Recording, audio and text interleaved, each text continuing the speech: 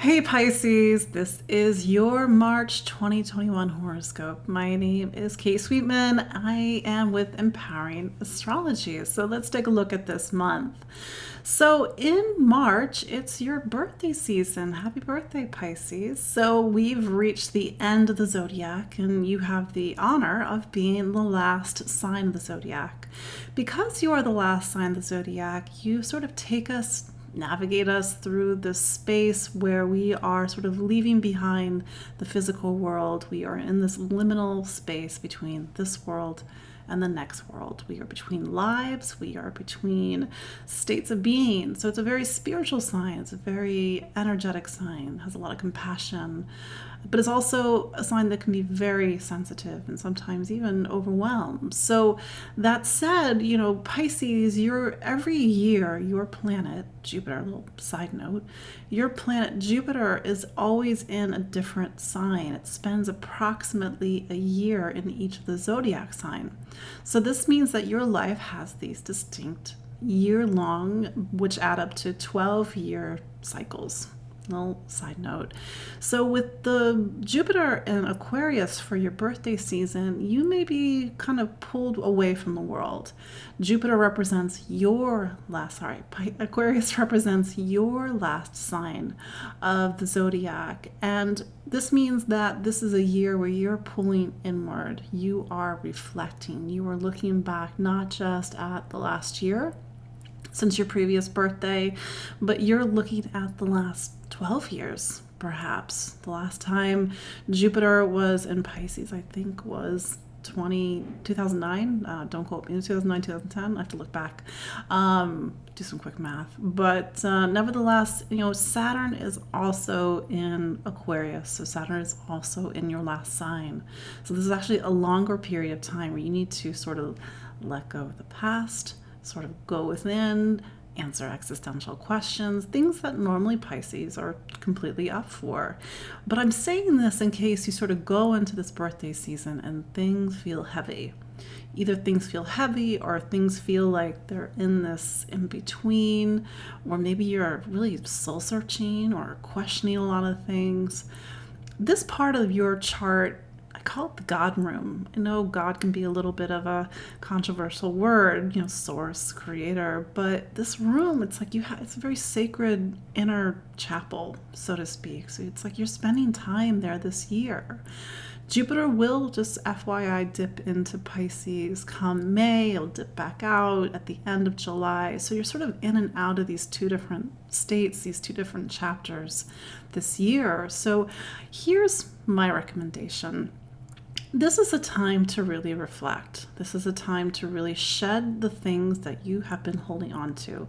It could be past pains, past emotions, past hurts, because this is your time. It's as if this birthday season, you're in a room and it's full of luggage.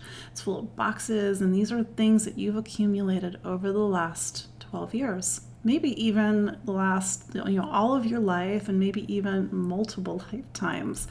So really use this time to kind of get right with yourself, get right with your spirit, your soul, your whatever you want to call it, because it's sort of you're preparing for the next journey. And this is a journey that will, in a way, begin in 2022, 2023. So how would you prepare? And maybe because it's, your birthday season, and I know COVID, of course, but this is maybe a quiet birthday season. Maybe you're spending it with the people that really you feel connected to and understand you. As we start this month, we are going to see some shifts. Now, Pisces, even though the eclipses have been happening in Gemini and Sagittarius, which Gemini is your sign of home and family, Sagittarius is your career sign. These are two areas that are going to see a lot of shifts this year. But Mars is going into your sign of home and family. So when Mars gets to the bottom of the chart, it's a little bit of a noisy influence, so to speak. One hand, you might be packing boxes, not just of the spiritual variety. You might be packing boxes to move. Mars in this part of the chart can bring a move. It can bring a change in the household. Somebody moves in, somebody moves out. You move in, you move out.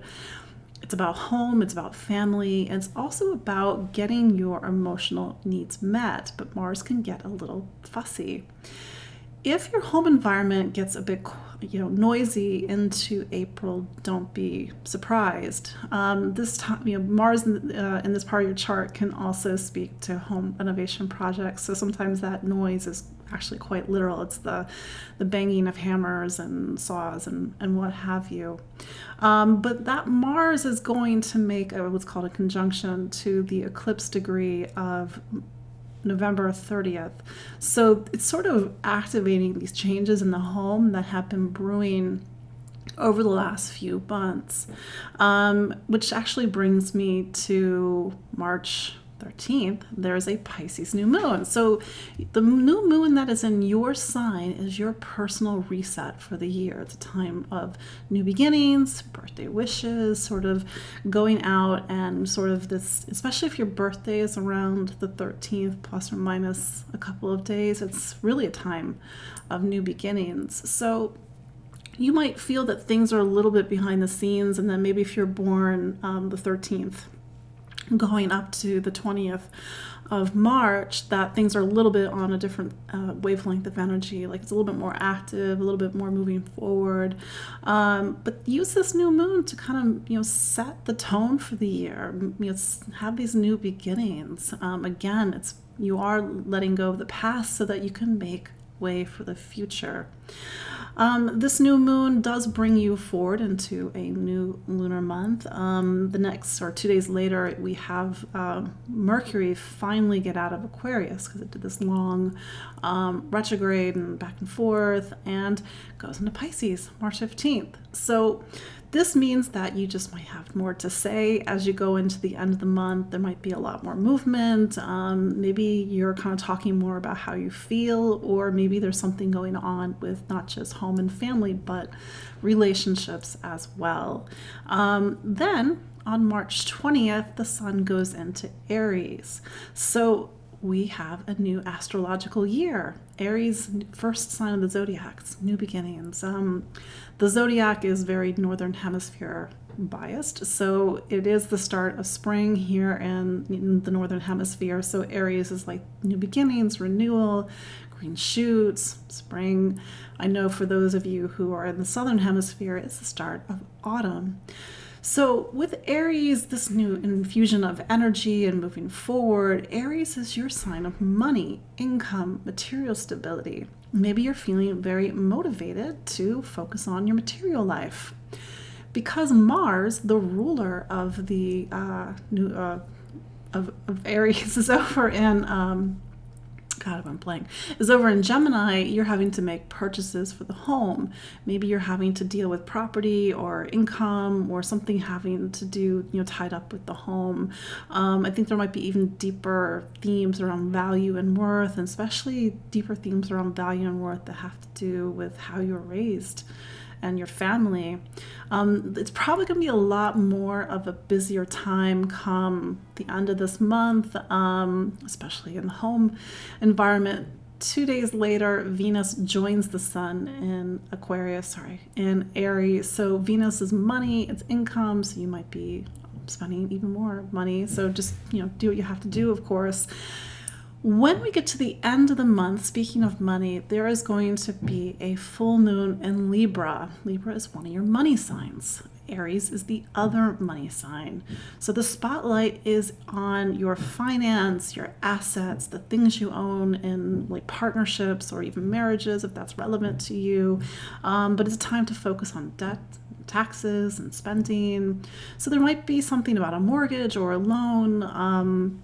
But it can also be a time when you're having to make some decisions about your financial future or some financial decisions in general. With Venus, the ruler of this full moon conjunct Chiron in Aries, there's some kind of dynamic that's happening about money and material stability and material security and trust.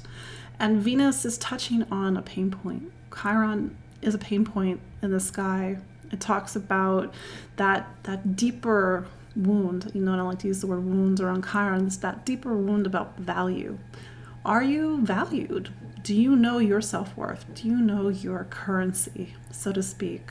So you might have to really navigate some themes where if you're dealing with a partner or there's something about money and other people, you have to know exactly what you're worth. You have to maybe, in an Aries way, stand up for yourself.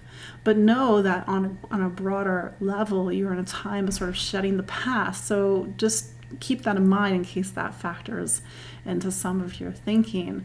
But this is a dynamic full moon. It's a dynamic month because it's bringing up eclipse energy. So for you, Pisces, you might be seeing some shifts and some changes in home and family and your professional life, but we will see. So there you go, Pisces. That is your look at the astrology of March of 2021. Again, happy birthday. My name is Katie Sweetman. This is Empowering Astrology. You can follow me online at empoweringastrology.com. I'm on Facebook, Instagram, Twitter, and I hope to see you all next month. Take care. Bye.